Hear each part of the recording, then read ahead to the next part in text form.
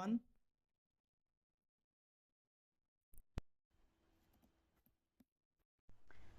Good evening to all of you. सारे बच्चे फटाफट जुड़िए, मुझे बताइए ऑडियो वीडियो क्लियर है या नहीं। चलिए,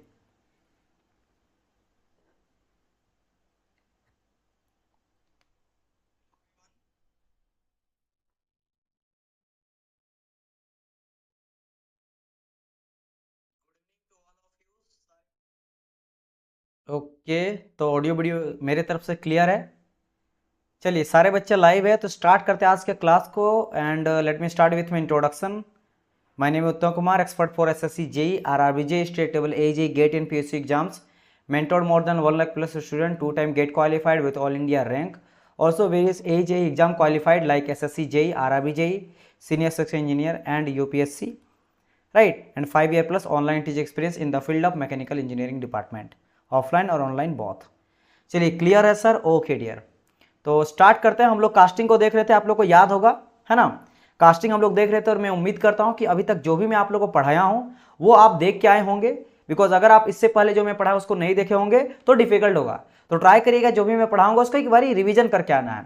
रिवीजन इन सेंस एक बारी आप वीडियो देखे होंगे ना मेरा, फिर भी चल जाएगा। बिकॉज अभी मैं आप लोग को एक फास्ट फॉरवर्ड में 2 मिनट या 3 मिनट में सभी चीजें बताऊंगा कि मैंने अभी तक क्या क्या आपको बता रखा है, ताकि आप लोगों को क्विक रिवीजन भी हो जाए। लेकिन ये कब आपका काम आएगा, जब आप मेरा लेक्चर देखे होंगे इससे पहले। क्लियर? तो स्टार्ट करते हैं। हम लोग पढ़ना स्टार्ट किए थे कास्टिंग को, है ना। हम लोग पढ़ना स्टार्ट किए थे कास्टिंग को, जो बेसिकली मैन्युफैक्चरिंग साइंस का में जो प्रोसेस होता है उसमें से एक पार्ट होता है। What do you mean manufacturing process? किसी भी चीज को, किसी भी प्रोडक्ट को बनाने के लिए, बनाने में जो प्रोसेस लगता है उसको कहा जाता है प्रोडक्शन इंजीनियरिंग प्रोसेस, या फिर कहा जाता है मैन्युफैक्चरिंग प्रोसेस। अब इस प्रोसेस में कई बीच में बहुत सारा ऐसा चीजें करना पड़ता, तब जाके मुझे इनिशियल प्रोडक्ट से फाइनल प्रोडक्ट मिलता है। मतलब आपने कोई एक रॉ प्रोडक्ट लिया, लेट सपोज लोहा लिया, अब उस लोहा को कटिंग करके, छटिंग करके, पेंट करके, शेपिंग करके, ठीक है, ड्रिलिंग मशीन में ये सभी चीज करके आपने आपने क्या करा, फाइनल प्रोडक्ट बनाया। जैसे लोहा से बना लिया, लेट सपोज कि आपने एक बीम बना लिया, लोहा से आपने साइकिल का रिंग बना लिया, लोहा से आपने कोई ऐसा माल सपोज करो ट्राइपॉड बना लिया, फोन बनाया, लेपी का कोई कवर बना लिया, ठीक है, या फिर आपने कुछ टेबल बनाया। तो आपने क्या करा, एक फाइनल प्रोडक्ट बनाया। लेकिन आपने जो फाइनल प्रोडक्ट बनाया उससे पहुंचने तक आपने कई प्रोसेस को पार करा है, जिसमें आपने कटिंग वगैरह किया होगा, है ना, मेटल कटिंग किए होंगे, हो सकता है आप जॉइनिंग यानी कि वेल्डिंग, सोल्डरिंग ये सब किए होंगे, या हो सकता है फॉर्मिंग मतलब अलग अलग शेप में ढाले होंगे, ठीक है, या और कास्टिंग भी किए होंगे। अगर आपको एलॉय बनाना है, दो चीजों को जोड़ना है तो कास्टिंग किए होंगे। तो इनमें से ही एक आपका प्रोसेस होता है कास्टिंग, जो बहुत ही एंशिएंट टाइम से यूज किया जाने वाला प्रोसेस है, जिसमें हम लोग जिसको भी कास्टिंग करना पड़ता है, जिसको भी जैसा मुझे फाइनल प्रोडक्ट चाहिए उसका मुझे एक केविटी पर बनाते हैं, मतलब खाली जगह बनाते हैं। उसमें क्या करते हैं हम लोग, मोल्टेन मेटल, जिस भी मेटल का बनाना उसको पिघाल के हीट के थ्रू गर्म करके पिघालते हैं, पानी की तरह तरल में उसको कन्वर्ट करते हैं, और फिर उसके मोल्टेन मेटल में उस केविटी में पोर कर देते हैं। मोल्टेन मेटल को पोर करना माना डाल देना। आफ्टर सोलिडिफिकेशन के बाद आपको मिल जाता है। और मैंने बताया था कि कटिंग में हम लोग मटेरियल को हटाते हैं तो नेगेटिव प्रोसेस, जॉइनिंग में जोड़ते हैं पॉजिटिव प्रोसेस, फॉर्मिंग बस उसका शेप एंड साइज को चेंज करा जाता है। जैसे कोई लंबा है तो उसको हम लोग क्या कर दिए, घुमा के गोल कर दिए, है ना। कोई लंबा है तो उसको हम लोग क्या कर दिए, इस तरह से कर दिए, एंगल जैसा बना दिए, यानी फॉर्मिंग किया है। जीरो प्रोसेस, यहाँ पे आप ना तो हटा रहे हो ना कोई चीज ऐड कर रहे हो। और कास्टिंग में हम लोग जीरो प्रोसेस बोलते हैं, लेकिन इसको हम लोग पॉजिटिव बोलेंगे कब, जब इसमें एलॉय एलिमेंट करेंगे, यानी दो चीजों को आपस में मिलाते हैं तो ऑब्वियसली बात है मेरा बड़ा हो जाता है, आई मीन ऐड हो जाता है मटेरियल, ठीक है। ये देखे थे। फिर मैंने यहां पे बताया था कि कास्टिंग करने के लिए क्या क्या चीजों का जरूरत पड़ता है। कास्टिंग पैरामीटर मतलब भाई साहब, जैसे आप अगर मान लो खाना बनाना चाहते हो कि मुझे खीर बनाना है, तो खीर के लिए जरूरत क्या पड़ता है, दूध का जरूरत पड़ता है, ठीक है, चावल का जरूरत पड़ता है, इसके अलावा आप शुगर वगैरह डाल रहे हो उसका जरूरत पड़ता है, अगर ड्राई फ्रूट डाल रहे हो उसका जरूरत पड़ता है। तो वो बेसिकली पैरामीटर हो गया कि इसके लिए ये चाहिए, गैस चाहिए, किचन चाहिए। ऐसा तो है नहीं जंगल में बना दोगे बिना किचन का, वो सभी चीज चाहिए तब जाके बना पाओगे। दैट्स वाई कास्टिंग प्रोसेस के लिए भी कुछ पैरामीटर होता है, यानी इक्विपमेंट अगर बोलेंगे इन शॉर्ट कि भाई कास्टिंग करने के लिए कौन कौन सा इक्विपमेंट चाहिए, तो स्क्रू इक्विपमेंट होता है, राइजर, गेट, रनर, ये सभी हम लोग का जरूरत पड़ता है। क्या चीज है आगे चलकर डिस्कस करेंगे। फिर मैंने कहा था कि ठीक है ये सभी हो गया। अब बात करते हैं टाइप ऑफ पैटर्न का। मैंने कहा कि पैटर्न क्या होता है भाई, रेप्लिका ऑफ कास्टिंग। जैसा आपको कास्टिंग चाहिए वैसा आपको पैटर्न पहले बनाना पड़ेगा कि इस तरह का मुझे चाहिए, फिर उसका हम लोग हॉल क्रिएट करेंगे, जैसे मैंने कहा था सैंड में उस चीज को डाल देंगे जैसा हॉल के मतलब मुझे बनाना फाइनल प्रोडक्ट, तो वो होता है पैटर्न। अब ये पैटर्न अलग अलग तरह का होता है, स्प्लिट पीट पैटर्न मतलब दोनों को अलग कर सकते हैं, स्वैप पैटर्न ये समझेंगे आगे चलकर। अलाउंसेस मैंने कहा था कि मेटल श्रिंक कर जाता है ना, कभी उसको हम लोग फिनिशिंग करना पड़ता है तो रिमूव करते हैं, तो इसीलिए हम लोग पहले ही बड़ा लेके छोटा लेके चलते हैं। Property of moulding sand, sand use करते हैं तो उसका प्रॉपर्टी होना चाहिए कितना टाइम रहता है सूखने में, उसके बारे में डिस्कस करेंगे, और कितना तरह का कास्टिंग करते हैं और कितना तरह का उसमें प्रॉब्लम क्रिएट होता है, ये सब हम लोग पढ़ने वाले हैं। फिर स्टार्ट किए थे कास्टिंग प्रोसेस। तो मैंने बताया था कि एक प्री मोल्ड मतलब कि एक मैंने सेंड लेता हूं, सेंड में क्या करता हूं कि कोई पैटर्न लेता हूं, उस पैटर्न को मैंने सेंड में डाला, रेमिंग करा तो अंदर में हॉल जैसा बन गया, फिर पैटर्न को बाहर निकाल दिए और उसमें फिर मोल्टेड मटेरियल को डाल दिया। After solidification you get the final product, इस तरह से मुझे फाइनल प्रोडक्ट मिलता है। तो simple, it's a process in which molted liquid metal will be allowed to solidify, हम लोग सूखने देते हैं कहां पे, in a pre mould cavity. एक प्री मोल्ड मतलब पहले से बनाया हुआ, प्री डिफाइन इसको कहते हैं, प्री डिफाइन मतलब पहले से बनाया हुआ एक खाली जगह पे हम लोग मोल्टन मेटल को पोर करते हैं, और आफ्टर सूखने के बाद मेरा फाइनल प्रोडक्ट मिल जाता है। और उसके बाद मिलता है, उसके बाद उसको तोड़ते फोड़ते हैं सारे चीज को, जो एक्स्ट्रा आपका एलिमेंट है उसको तोड़ के फाइनल प्रोडक्ट आपका मिल जाता है। सेंड वगैरह को तोड़ ताड़ के हटा देते हैं। इसमें मैंने बात करा था कि इसमें भी कास्टिंग में इंपॉर्टेंट थिंग जो आ जाता है पैटर्न मोल्डिंग सेंड और टूल आ जाता है। एडवांटेज मैंने बताया था क्या क्या खासियत होता है, ये आपका कॉम्प्लेक्स है, कॉम्प्लेक्स शेप को आप इजी तरह से कास्टिंग कर सकते हो, ठीक है। डक्टाइल ब्रिटल मेटेरियल को भी काट कर सकते हो, लार्ज साइज आप कास्टिंग कर सकते हो, कम आपका पैसा लगता है और आप एलॉय बना सकते हो। डिसएडवांटेज में सरफेस फिनिश खराब होता है, इसमें डिफेक्ट देखने को मिलता है, बहुत ही टाइम कंज्यूमिंग और बहुत ही आपका लंबा प्रोसेस होता है ना। इसके अलावा इसमें आपका जो प्रॉपर्टी है यूनिफॉर्म नहीं मिलता, क्योंकि कूलिंग रेट अलग अलग होता है, कहीं से उधर से सूखते आया, इधर से सूखते आया, कि मोल्टेन मेटल ना जैसा डालोगे वो अपना सॉलिडिफाई होना स्टार्ट कर जाएगा, ठीक है। तो बड़ा कास्ट कर रहे हो तो यहां से आप मोल्टेन मेटल डाल रहे हो, ये पहले सूखते जा रहा यहां तक पहुंचते पहुंचते ये बाद में आपका सॉलिडिफाई हुआ, पहले सॉलिडिफाई होगा, जिसके वजह से मैकेनिकल प्रॉपर्टी अलग अलग हो जाता है, जिसके वजह से। क्लियर माय पॉइंट और नॉट? चलिए, इतना चीज हम लोग डिस्कस किए थे। देन मैंने बताया था मोल्ड बॉक्स के बारे में, 2 बॉक्स भी होता है, 3 बॉक्स भी होता है। कॉम्प्लेक्स शेप अगर करना है तो 3 बॉक्स लेंगे, सिंपलर शेप में करना है तो 2 बॉक्स में लेंगे। इसमें हम लोग बात किए थे कि ऊपर नीचे जो होता है, ऊपर वाला कोप बोलते हैं, नीचे वाले को ड्रैग बोलते हैं, बीच में पार्टिंग लाइन होता है। इसमें आपका कोप, ड्रैग एंड चिक भी होता है, इसमें 2 पार्टिंग लाइन होता है। और इसमें हम लोग बीच में रखते हैं आपके क्या, मोल्डिंग कैविटी बीच में बनाते हैं, यानी कि पैटर्न को पहले रख के पैटर्न को हटाते हैं तो कैविटी अंदर बन जाता है। फिर ऊपर में 2 हॉल करते हैं, एक रनर एक राइजर, स्प्रू और एक राइजर, स्प्रू के थ्रू यहाँ पे मोल्टेन मेटल को पोर करा जाता है। ये सब मैं आपको बताया था। अभी रनर राइजर क्या होता है समझेंगे बाद में। फिर मैंने आपको बताया था पैटर्न के बारे में कि पैटर्न क्या होता है, रेप्लिका कास्टिंग होता है, जिसमें से कुछ अलाउंसेस देते हैं। अब इन सभी अलाउंसेस के बारे में आज हम लोग डिस्कस करने वाले हैं।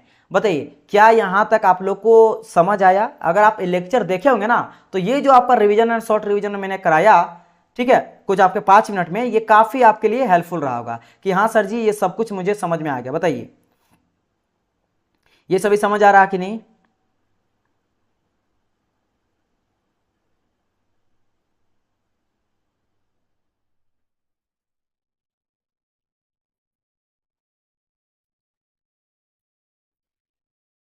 चलिए लाइव बच्चे यहाँ पे 15 हैं तो आप लोग ट्राई करो कि रिप्लाई भी किया करो, ठीक है, सो दैट मुझे पता चलते रहे। चलिए तो हम लोग डिस्कस करेंगे अलाउ कितना, यस क्लियर है ना शुभम? ठीक है, चलिए यहाँ पे रिप्लाई आना भी स्टार्ट हो चुका है, वेरी नाइस। चलिए सारे बच्चों को अगर क्लियर है तो अच्छी बात है। अंकिता का भी आ चुका है, वेरी नाइस वेरी नाइस। चलिए डिस्कस करते हैं पैटर्न मैंने आपको बताया भी था कि मैंने, देखो ध्यान से देखना, या मैं कहा था सम अलाउंसेस, क्योंकि मेटल श्रिंक कर जाता है ना, श्रिंक करता है तो जिसके वजह से उसका साइज छोटा हो जाता है, तो हम लोग बड़ा पहले लेके चलते हैं ताकि आपका घाटा ना हो। अमित दुबे क्लियर है? चलिए ठीक है। अब देखो इसमें कितना तरह के अलाउंसेस देते हैं। इसमें हम लोग अलाउंसेस किस में देते हैं भाई, जो भी कास्टिंग में देंगे। अभी आप ये मत बोलो कि पैटर्न में ही अलाउंसेस देते हैं, हम लोग कास्टिंग में अलग तरह का चीज है, अभी आपको समझ में आएगा। लेकिन अभी फिलहाल अभी बात करें चलो पैटर्न में ही अलाउंसेस, पैटर्न मतलब रेप्लिका ऑफ कास्टिंग, तो उसमें कितना तरह का अलाउंसेस देते हैं वो डिस्कस करते हैं। हम लोग देते हैं श्रिंकेज अलाउंसेस, जिसको हम लोग बोलते हैं कॉन्ट्रैक्शन अलाउंसेस भी। हम लोग देते हैं ड्राफ्ट अलाउंसेस, जिसको कहते हैं टेपर अलाउंसेस। हम लोग देते हैं मशीनिंग अलाउंसेस, जिसको कहा जाता है फिनिशिंग अलाउंसेस। हम लोग देते हैं सेकिंग अलाउंसेस, जिसको कहा जाता है रेपिंग अलाउंसेस। हम लोग देते हैं डिस्टोर्शन अलाउंसेस, जिसको कहते हैं हम लोग कैम्बर अलाउंसेस। ये सभी अलग अलग तरह से अलाउंसेस है। अलाउंसेस माने छूट देना, जैसे अगर घर में आपका छोटा भाई होगा तो आप छोटे भाई को छूट दिए हो कि नहीं, अगर बच्चा होगा तो बच्चा को आप छूट दिए हो कि नहीं। चलो इसके लिए तो ये दूध बात है ना।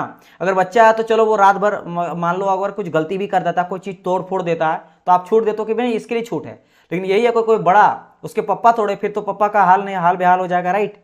तो वही हाल है कि यहाँ पे हम लोग कुछ जो है अलाउंसेस प्रोवाइड करते हैं पैटर्न में, ताकि मेरा दिक्कत ना हो। अब आप क्यों देते हैं हम लोग समझेंगे यहाँ पे, है ना। हम लोग क्यों देते हैं, बेसिक तो आपको बता दिया कि मेटल जैसा श्रिंक करता है। तो आपको मान लो इस तरह का आपको क्यूब एक बनाना है कास्टिंग करके, तो आपने क्या करा, पर लकड़ी का क्यूब लिया, है ना। लकड़ी का क्यूब को क्या करा, यहाँ पे सैंड में डाल दिया और एकदम जोर जोर से हैमरिंग से उसको मारा, जिसके वजह से क्या होगा, ये आपका पैटर्न जो अंदर धंस गया, जो कि वुड का है। जैसे ये अंदर धंस गया उसके बाद उस पैटर्न को बाहर निकाले, जैसे बाहर निकालेंगे तो अंदर में क्या बन गया, एक होलो बन गया, एक होलो क्यूब जैसा बन गया, एक होलो क्यूब जैसा बन गया, खाली जगह बन गया। अब इसमें आप मोल्टन मेटल को डालोगे, तो आपने मान लो कि इसको लेके बनाया, पैटर्न मेरा कितना था, पैटर्न मान लो मेरा 10 mm का था, और होलो भी बना है 10 mm का ही, होलो भी 10 mm बना। लेकिन जब मोल्टन मटेरियल को डालोगे, जब मोल्टन मटेरियल को डालोगे, इसके अंदर पूरा डाल दिए मोल्टन मटेरियल को, ठीक है, चलो ग्रीन कलर से मैं मोल्टन मटेरियल को ले, मान लो आयरन को आप पिघाल के डाल दिए। अब डालने के बाद इसका हरकत क्या होता है, इसका आदत ये होता है कि ये श्रिंक कर जाता है, ये श्रिंक चारों तरफ से सिकुड़ जाता है। सिकुड़ने की वजह से हर साइड से मान लो 1 mm का श्रिंकेज हुआ, लेट सपोज कि 1 mm का श्रिंकेज हुआ, इधर भी 1 mm होगा, इधर भी 1 mm होगा, चारों तरफ 1 mm का होगा, मतलब हर एक लेंथ में दोनों साइड से हुआ तो 10 से लेकर 8 mm ये बन गया, ठीक है। इसका ऊंचाई भी अगर 8 था, अगर क्यूबिक लेते हो तो ये भी 10 था, ये भी 10 था, ये भी 10 था, ये भी 10 था। लेकिन हो गया क्या, चूंकि चारों तरफ से श्रिंकेज हो गया, इतना छोटा बन गया, तो इधर से भी 8 रह गया, इधर से भी 8 रह गया, इधर से भी 8 रह गया, इधर से 8 रह गया। तो आप जितना बड़ा चाहते हो उतना मिला तो नहीं, तो आप पहले क्या करोगे, पैटर्न को बड़ा बनोगे, दोगे कितना mm का हो रहा सर, 2 mm का, तो आप कितना लेके चलोगे, 12 लेके चलोगे। इस बारी आपने 12 पैटर्न लिया, 12 का हॉल बनाया, जब मेटल डाला तो ऑटोमेटिक श्रिंक होकर 10 हो गया, आपको 10 चाहिए, तो आपका घाटा भी नहीं हुआ और श्रिंकेज का आपको कोई प्रॉब्लम भी नहीं हुआ।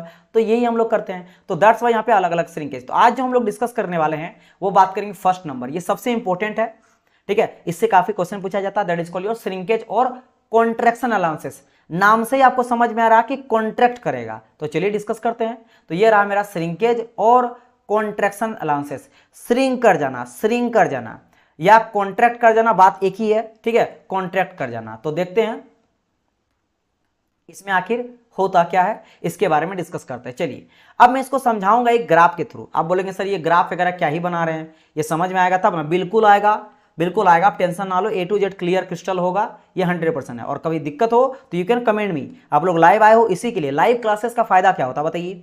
आप देखोगे कभी भी एक सेपरेट पेड कोर्स अगर कोई देता है ना, तो एक अगर कोई मान लो ऐसा कोर्स दे रहा है जो लाइव ना होके रिकॉर्डेड है, तो उसका कीमत अगर 1 रुपया रहेगा ना, ठीक है, तो अगर वही चीज वो लाइव देता है तो उसका कीमत वो 10 रुपया कर देता है। कहने का मतलब उससे 10 गुना ज्यादा रहता है। रीजन क्या होता है कि बच्चे लाइव इंटरेक्शन करते हैं, चीजों को समझते हैं, जहां नहीं समझ आए डायरेक्ट ऑन द स्पॉट पूछते हैं। तो आपको कोई भी दिक्कत होगा, बिल्कुल होगा, तो आप मुझे कमेंट करना। चलो आप बिल्कुल पहले डर, क्योंकि अधिकतर स्टूडेंट क्या होता है ना, इस तरह का कोई टॉपिक देखता पहले डर के भाग जाता, अरे यार मेरे से तो होने वाला है नहीं। तो ये बिल्कुल सोचना नहीं है, ठीक है, पहले आपको देखना पढ़ना, जब कंप्लीट क्लासेस होगा तब आप देखिए जो पढ़ाया गया समझ आया कि नहीं, अगर आ गया तो बिल्कुल सही है ना। चलिए श्रिंकेज और कॉन्ट्रैक्शन अलाउंसेस। अब जैसे कि पहले हम लोग क्या करेंगे, मैंने आपको अगर दिखाऊं प्रोसेस, तो ये यहाँ थोड़ा ध्यान देखो, इसको मैं पूरी तरह से कास्टिंग का आपको वे बताया हूँ कि किस तरह से कास्टिंग पूरा होता है। अब आपको समझ आएगा कि मैंने कहा था ना स्प्रू एक होता है, यहाँ देखना, मैंने कहा था कि ये रहा, कहाँ गया भाई साहब,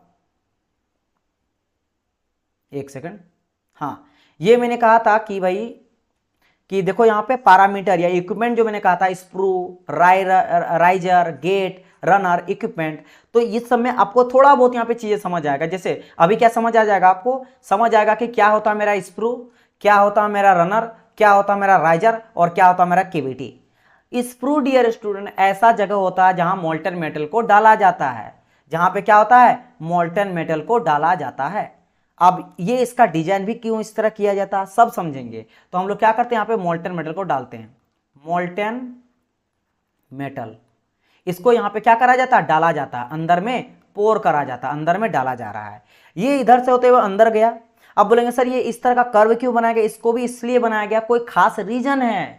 इसमें जो इम्प्योरिटी वगैरह होता है ना, जो कि भारी होता है, देखो इम्प्योरिटी मतलब जैसे पानी में कोई कंकड़ वगैरह है, तो कंकड़ भारी होता है, वो क्या था, नीचे ऑटोमेटिक बैठ जाता है। तो यहाँ पे इसलिए करा जाता है कि जो इम्प्योरिटी है वो नीचे में आके बैठ जाए और उसके बाद जो यहाँ से फ्लो हो ना वो प्योर आपका मोल्टन मेटल फ्लो, क्योंकि आप जब मोल्टन मेटल डालते हो उसमें भी कुछ ना कुछ इंप्योरिटी रहेगा, तो इससे होते जाता है। किससे होके? रनर के थ्रू, क्योंकि यहाँ पे आपका जो मोल्टन मेटल रन करता है, रन माने दौड़ता है, ठीक है, इसलिए इसको रनर कहा जाता है। स्प्रू के थ्रू अंदर आता है, ठीक है, रनर के थ्रू गया। अब ये रहा केविटी, ये रहा केविटी। कितना केविटी है इसको मैं ग्रीन कलर से बता देता हूं। दिस इज योर केविटी, यहां से लेकर यहां इस तरह का, इस तरह का, इस तरह का, ऐसा ऐसा ऐसा, ये आपका केविटी है। अब बोलेंगे सर केविटी मतलब इसी तरह का पैटर्न पहले यहां डाला गया होगा। आप समझो, पहले एक पैटर्न लकड़ी का लिया होगा, उस लकड़ी को डाला होगा, फिर यहाँ पे खाली जगह बन गया होगा, देन उसको बाहर कर दिया होगा, तब यहाँ पे केविटी इस तरह का ग्रीन कलर का बन गया होगा, ठीक है। और ये चीज ध्यान रखना, ये फ्रंट व्यू है। क्या है आपका?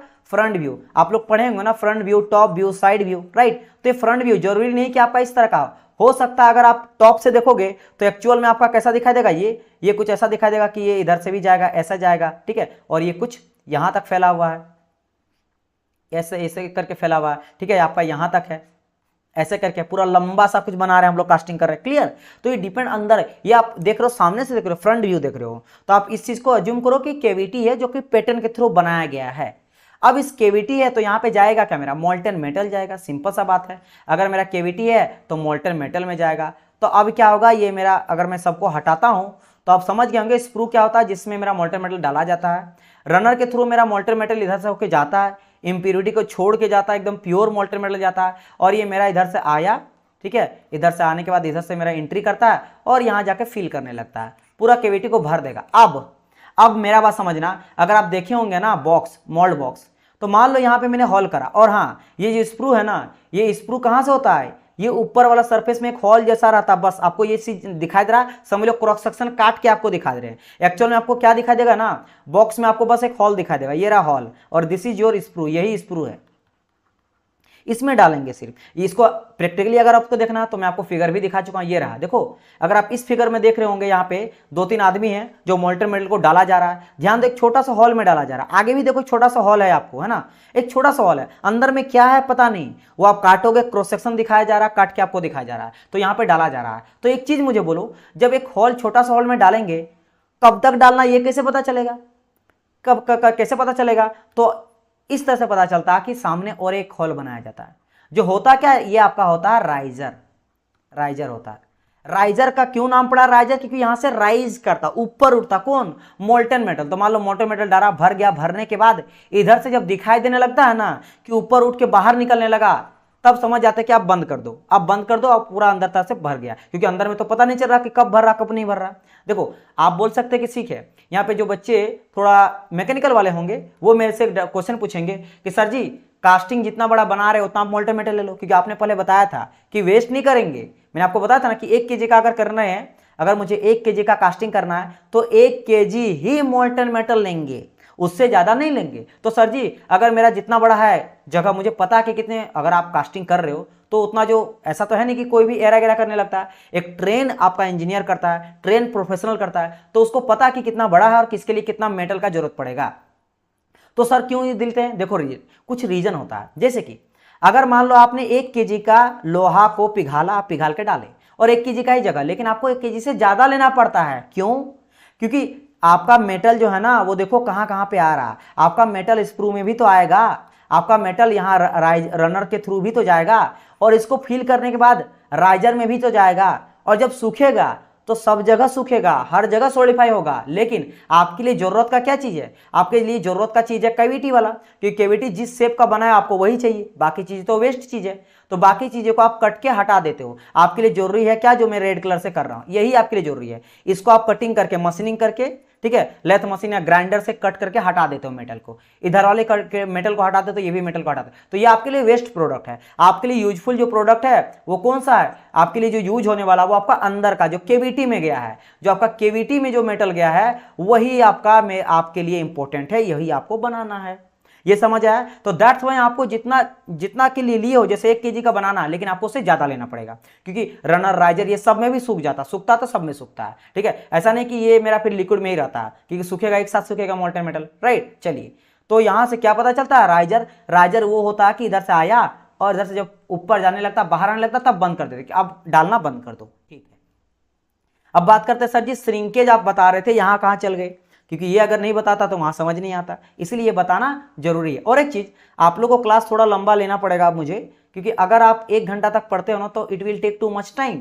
क्योंकि इससे पहले जो बैच है आप लोग का चाणक्य वाला बैच है, फर्स्ट वाला बैच है, 2.0 वाला नहीं है, इससे पहले वाले बैच में अगर आप देखिएगा तो सारे बच्चों का जो मैं क्लास लिया हूँ वो कम से कम 2 घंटा लिया हूँ, 2.5 घंटा लिया हूँ, 3 घंटा हर दिन क्लास चला है।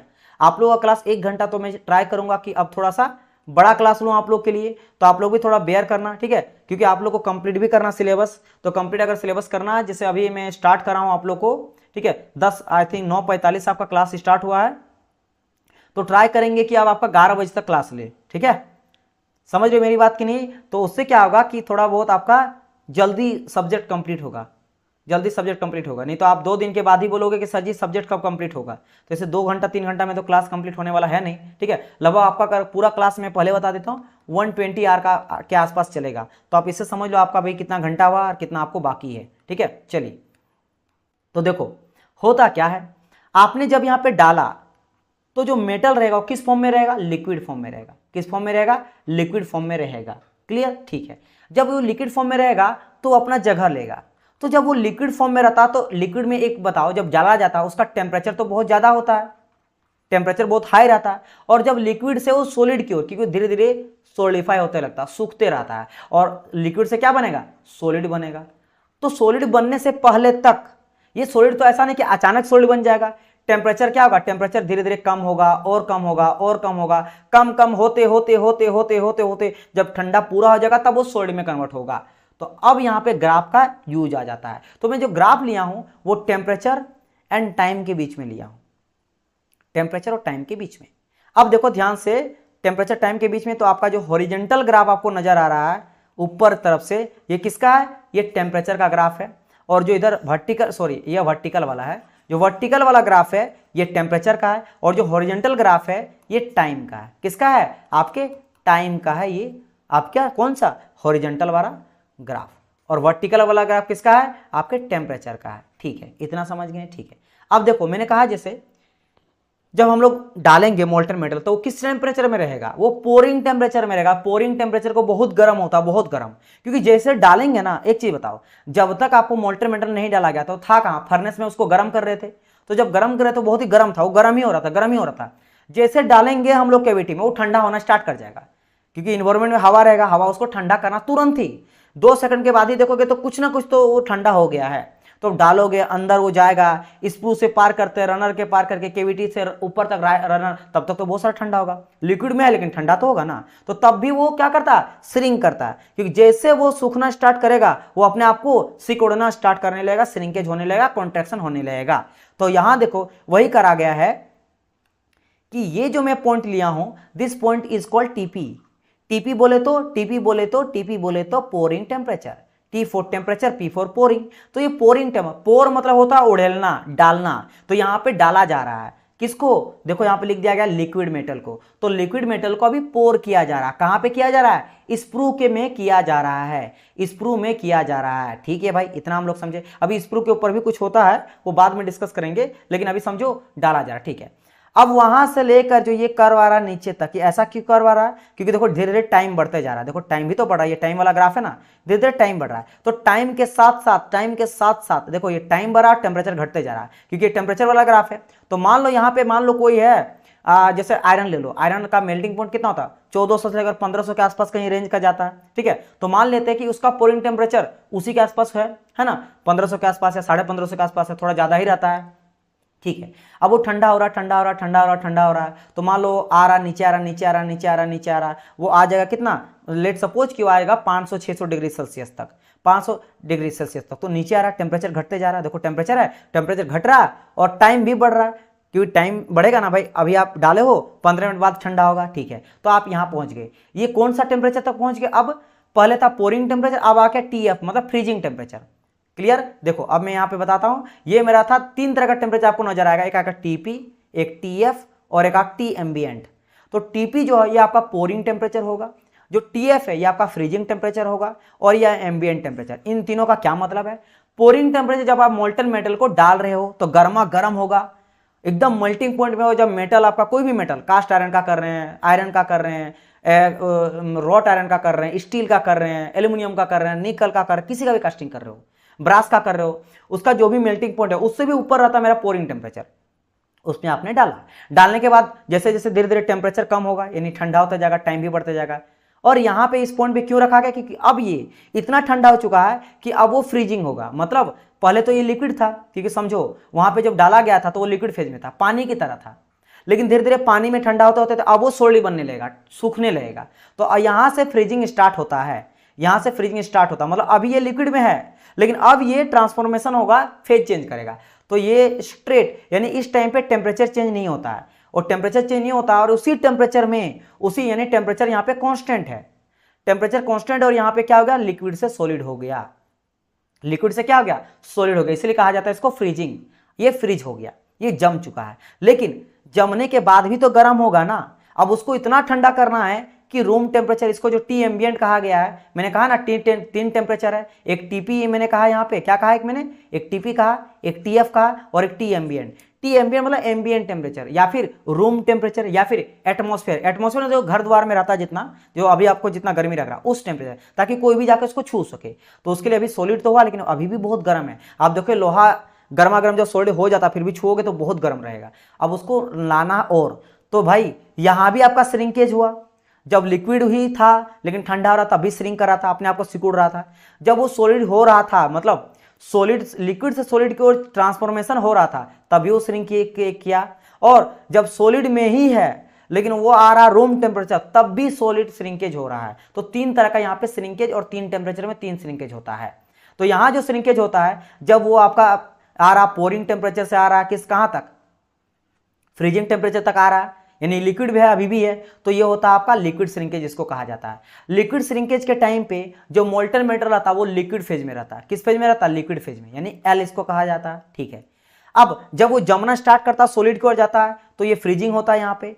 तो यहाँ पे जो आपका लिक्विड होता है, मतलब जो मेटल रहता है, किस फेज में रहता है, लिक्विड कुछ देर के लिए रहेगा, कुछ देर के सॉलिड रहेगा। जैसे देखो यहाँ एल है और यहाँ तक जाते जाते एस हो गया, तो ये लिक्विड था और लिक्विड से कुछ ही देर बाद यहाँ पे सॉलिड हो गया, और ये कांस्टेंट टेम्परेचर में होता है।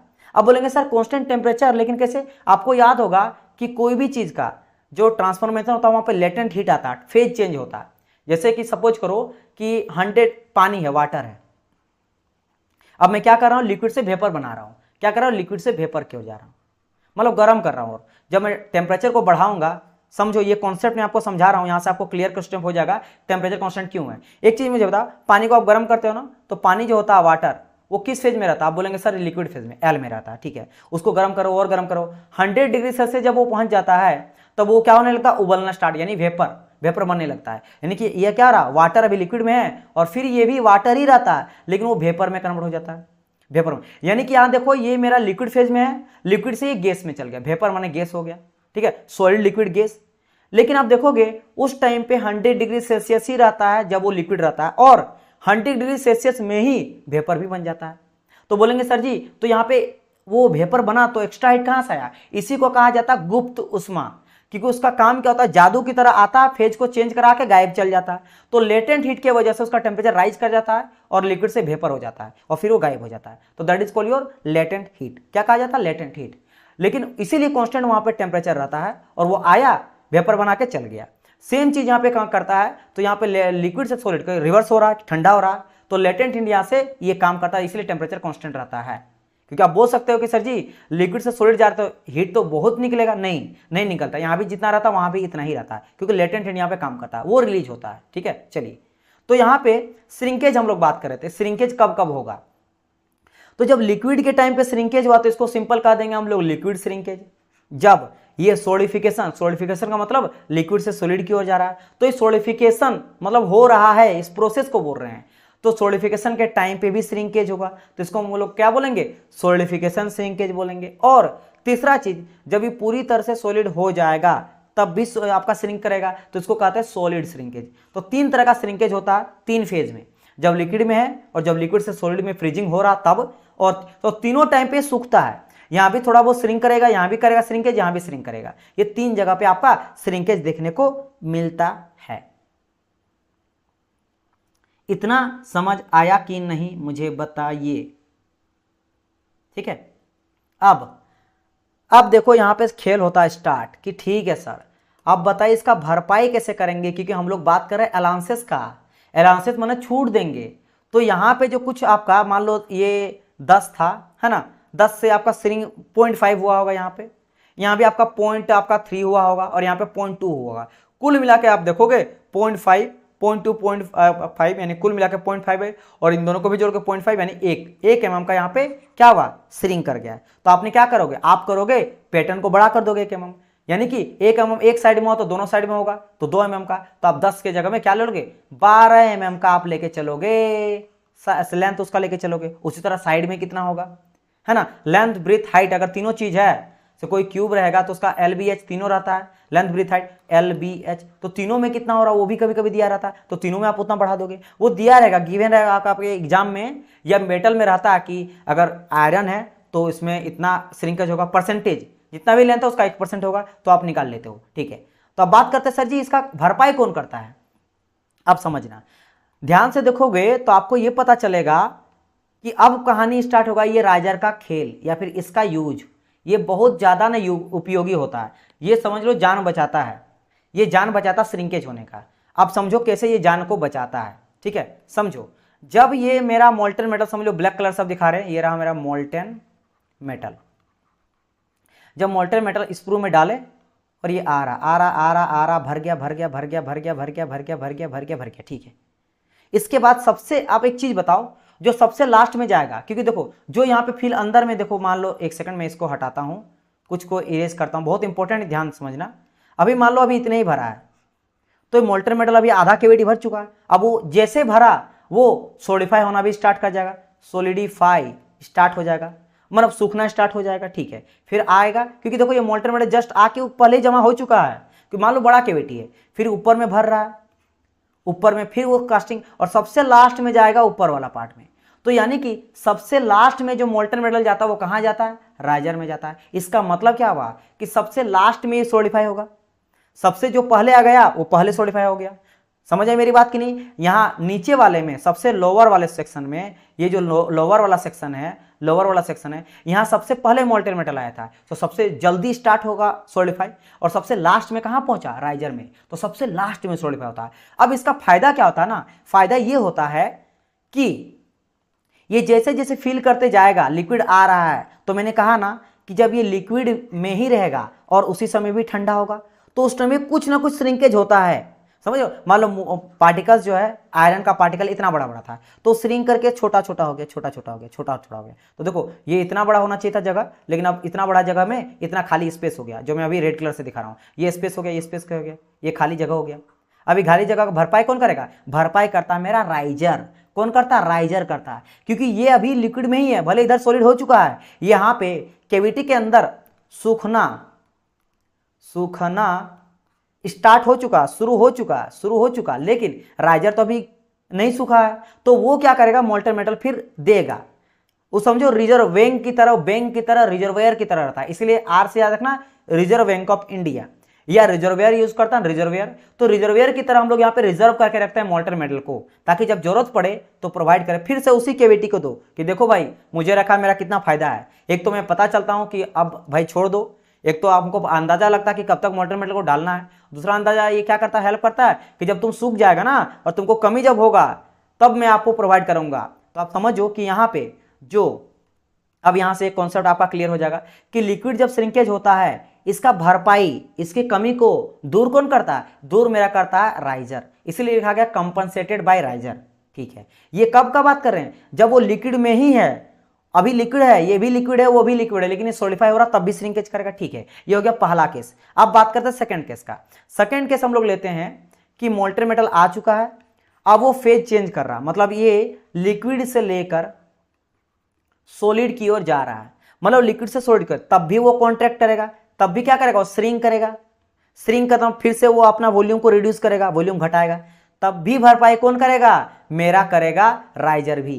क्योंकि देखो ये सबसे, मैंने कहा था ये सबसे लास्ट में यहाँ पे मोल्टेन मेटल जाता है, तो सबसे लास्ट में सूखेगा भी, तो इन लोग जब तक नहीं सूखेगा सबसे लास्ट में ये सूखेगा। जब इन लोग सॉलिडिफाई होने लगता है ना तब भी थोड़ा थोड़ा यहाँ पे लिक्विड रहता है, तो वो लिक्विड फिर से अंदर जाएगा क्योंकि ऊपर में है ना, फिर से जाकर उसको भरपाई करेगा। यानी कि हम क्या समझे कि सॉलिडिफिकेशन के टाइम भी जब लिक्विड से सॉलिड की ओर जा रहा है तब भी मेरा उसका भी भरपाई मतलब जब वो श्रिंक करेगा तो मेरा समझो केविटी इतना बड़ा है ना, और मोल्टेन मेटल मैंने डाला पूरा में डाला, क्या मैंने पूरा में एकदम डाला, मैं क्या कर दिया पूरा एकदम भर देता हूं,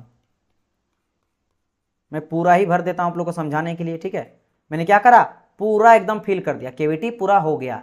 लेकिन जब ये सॉलिडिफिकेशन होगा, मतलब ये अभी समझ लो कि ब्लैक कलर से जो मैं बना रहा हूं ना ये पानी की तरह है, कैसा है लिक्विड फॉर्म में। ये मेरा जो मेटल है ना, मेटल है वो लिक्विड में है, ये लिक्विड मेटल है। लेकिन जब क्या होगा, जब ये सूखेगा, जब ये सॉलिडिफाई होगा तो श्रिंक करेगा, और श्रिंक करके समझो रेड कलर से मैं जो दिखा रहा हूं ये इतना श्रिंक कर गया है, इधर से इतना श्रिंक कर गया, इधर से इतना श्रिंक कर गया, इधर से इतना श्रिंक कर गया, इधर से इतना श्रिंक कर गया। तो देखो ये रेड कलर का समझ लो इतना खाली है, जगह बन गया, इतना क्या गया खाली हो गया। अब इसका भरपाई कौन करेगा, इसके ऊपर में है ना भाई साहब, बचाने के लिए इसका जान कौन, राइजर। तो राइजर में जो मोल्टर मेटल है वो भरपाई करेगा, इस कॉर्नर में आके इसको फिल कर देगा। समझ लो समझाने के लिए ये फिल कर देगा। यानी कि सॉलिडिफिकेशन के टाइम पे भी कंपनसेट कौन करता है, राइजर ही करता है, राइजर ही करता है। तो आप मेरे से ये क्वेश्चन पूछोगे सर जी हम लोग यहाँ पे पढ़ रहे हैं पैटर्न में अलाउंसेस देते हैं, अभी तक तो पैटर्न में अलाउंसेस दिए नहीं है, अभी तक तो आप राइजर में ही अलाउंसेस दे रहे हो, मतलब राइजर ही भरपाई कर रहा है, पैटर्न का जरूरत ही नहीं पड़ा। पैटर्न मतलब क्या था, जो आप बना रहे हो ना उसी को पहले ही बड़ा बना लो, लेकिन अभी तक जरूरत नहीं पड़ा। अभी तो भाई साहब मेटल जो राइजर है वही अभी तक भरपाई कर दे रहा है, लेकिन अब इसका काम होगा खत्म, इसका खेल खत्म, अब ये कुछ नहीं कर सकता। क्यों, क्योंकि जब मैंने क्या कहा ये दो बारी तो कर दिया, कब लिक्विड जब हो रहा श्रिंकेज, जब लिक्विड मेरा श्रिंक कर रहा था तब भी राइजर काम कर दिया, कंपनसेट कर दिया। जब मेरा सॉलिडिफिकेशन हो रहा था, मतलब ये केविटी का अंदर का सॉलिड में कन्वर्ट हो रहा था, तो ये लिक्विड ही था, ये बोला भाई अभी भी हम लिक्विड ही हैं, हम नहीं सूखे हैं, ले लो जहां जहां तुमको कमी पड़ रहा है। लेकिन जब पूरी तरह से केविटी सॉलिड में हो जाएगा, तो जब ये सॉलिड हो जाएगा तब ये भी कुछ देर के बाद हो जाएगा, कुछ देर के बाद लेकिन सॉलिड तो हो जाएगा। लेकिन जब सॉलिड में, आपको याद है कि मैंने क्या बताया था कि सॉलिड के बावजूद भी ये श्रिंकेज होता है, क्योंकि इसको रूम टेम्परेचर तक लाना। अभी मान लो ये 600 डिग्री सेल्सियस में है या 700 डिग्री सेल्सियस में है, लेकिन फिर भी तो 700 डिग्री सेल्सियस कम होता है क्या। अगर मान लो 400 भी रहता, 300 भी रहता, वो भी बहुत है, उसको रहना रूम टेम्परेचर में, जैसे 25 डिग्री सेल्सियस में, ताकि हम भी छू सके, जले नहीं मेरा हाथ, तो तब भी वो श्रिंक करता है। अब इसका भरपाई कौन करेगा, क्योंकि अब तक तो जो राइजर है उसका खेल खत्म हो चुका, क्योंकि वो भी सूख चुका है, वो भी सॉलिड हो चुका है, ये भी सॉलिड हो चुका है। अब यहां पे बारी आता किसका, अब बारी आता यहां पे पैटर्न का, अब यहां पे बारी आता पैटर्न का। तो अभी तक राइजर काम कर दिया, तो अब बारी आता पैटर्न में क्या देते हैं, श्रिंकेज अलाउंसेस। अब यहां पे श्रिंकेज अलाउंसेस का यूज होने वाला, जो हम लोग अभी टॉपिक लिए थे ना श्रिंकेज अलाउंसेस, ये सबसे लास्ट वाला ही करता है, सबसे लास्ट वाला करता है। क्यों, क्योंकि अब कोई इसका बचा नहीं सकता है। अब आप ये श्रिंक करेगा तो कोई बचा नहीं सकता, भरपाई कोई नहीं करेगा। तो अब जितना श्रिंक करेगा उतना हम लोग को पैटर्न को बड़ा लेके चलना पड़ेगा। मान लो श्रिंक करके इतना हो गया, इतना हो गया, इतना इस तरह से हो गया आफ्टर सॉलिड के बाद। तो यहाँ जो चारों तरफ खाली है, जिसको मैं किससे दिखाऊंगा, चलो रेड कलर से दिखा देता हूँ। ये इतना श्रिंक कर गया, ठीक है, जो रेड कलर से वो श्रिंक कर गया, मतलब ये खाली जगह हो गया, केविटी में खाली रह गया, जबकि हमको पूरा केविटी फुल करके बनाना, उसी तरह साइज मेरा था।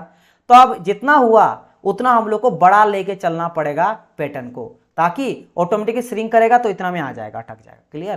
तो लास्ट वाला देख सकते हो आप, यहाँ पे क्या लिखा गया है कि जो सॉलिड श्रिंकेज होता है ये compensated by the providing shrinkage allowances.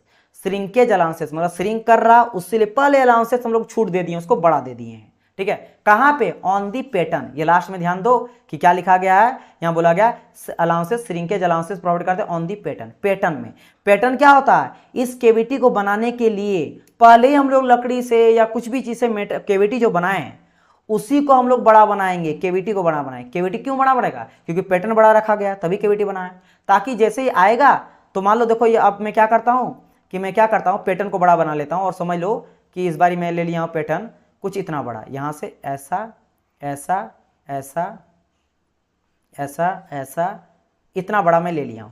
अब क्या होगा, अब ठीक है राइजर दो बारी भरपाई कर दिया, भरपाई करने के बावजूद भी ये मेरा इतना रहेगा, इतना ही रहेगा, इतना ही तो मुझे चाहिए था, बस काम खत्म। देखो ग्रीन कलर से हो गया, इतना मुझे सॉलिडिफिकेशन, मुझे प्रोडक्ट मिला, और आपको यही तो चाहिए था। तो यहाँ पे देखो आपका काम अभी भी बन गया, कोई भी दिक्कत अभी भी नहीं है। ये जो खाली रहा क्योंकि ये आप पहले भी जब पता था आपको कि इतना जो है ना ये कॉन्ट्रैक्शन करेगा, ये इतना जो है कॉन्ट्रैक्ट करेगा, चिपक जाएगा, इट मीन्स वो आपस में श्रिंक कर जाएगा। ठीक है, तो ये आपको पता था, तो काम आपका निकल गया। तो यहाँ पे 3 चीज आपको क्वेश्चन पूछा जाएगा, क्या कि बताइए जो लिक्विड श्रिंकेज होता है, यानी जब लिक्विड रहता तब वो सूखता, उसका भरपाई कौन करता? राइजर। जब सॉलिडिफिकेशन स्टेट चेंज करता तब भी राइजर। लेकिन सॉलिड श्रिंकेज का भरपाई कौन करता है? सॉलिड के टाइम पे जो श्रिंक करता है उसका भरपाई करता है श्रिंकेज अलाउंसेस, जो किसमें देते हैं? पैटर्न में हम लोग प्रोवाइड करते हैं। क्लियर? चलिए, और इसका टाइम हम लोग मेजर कैसे करते हैं? श्रिंकेज अलाउंसेस को अप्लाइड होता है in the linear dimension. Linear कहने का मतलब क्या है? लीनियर कहने का मतलब मान लो अगर रेक्टेंगल टाइप का कोई चीज है, अगर एक साइड में 1 mm का श्रिंकेज हो रहा है, इसका मतलब दोनों साइड में 1 mm का होगा। तो इसे हम लोग कैलकुलेट करते हैं कि ठीक है, एक साइड हो रहा है तो इससे पता चलता है कि 2 mm का श्रिंकेज हो रहा है पूरा लेंथ वाइज में। ठीक है, उसी तरह अगर बोलेंगे डेप्थ वाइज इसका कुछ मान लो कुछ इस तरह से हम लोग कर लेते हैं।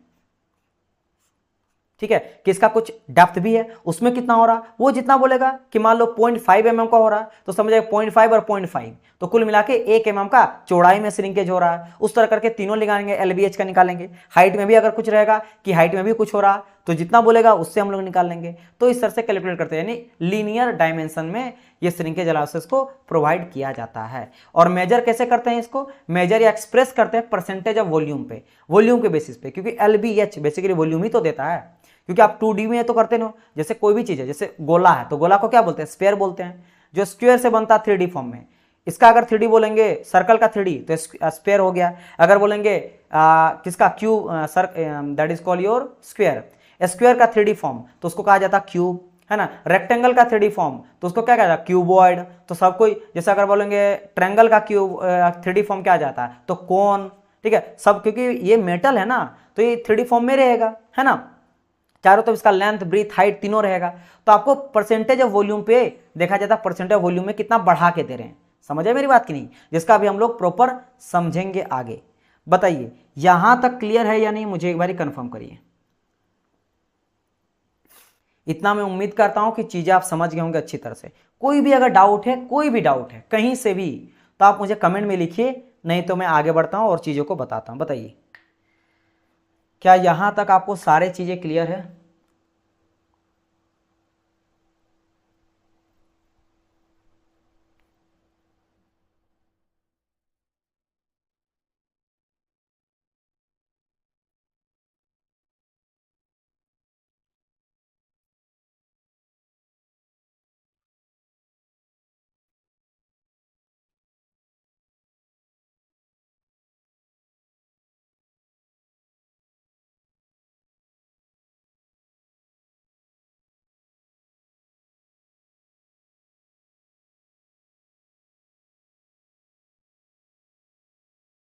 चलिए ठीक है,